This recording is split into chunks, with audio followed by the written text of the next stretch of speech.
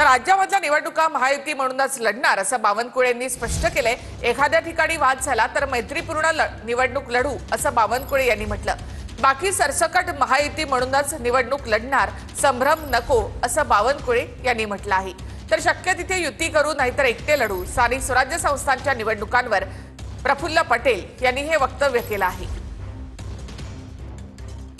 महाराष्ट्रामध्ये संपूर्ण निवडणुका महायुती सोबत लढणार आहे, 100% सोबत लढणार आहे असेच आदेश आम्ही पक्षाला दिले आमच्या आणि आमच्या खालच्या कार्यकर्त्यांमध्ये दिलेले आहेत। आमच्या कार्यकर्त्यांचं बोलणं सुरू झालं आहे खालच्या लेवलला आणि एखाद्या वेळी एखाद ठिकाणी समजा फारच वाद उत्पन्न झाला तर त्या ठिकाणी मैत्रीपूर्ण लढू, एखाद्या ठिकाणी बाकी सरसकट युती आहे, महायुती आहे, कुठलाही त्या ठिकाणी संभ्रम बाळगायची गरज नाही।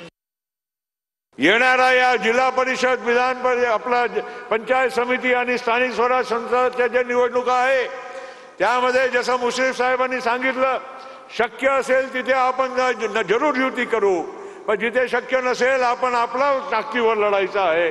पण त्याच्यासाठी आजपासून सगळ्या लोकांनी तयारीत लागावं लागेल। आपल्याला एक योग्य आपली भूमिका ते बजावावं लागणार आहे।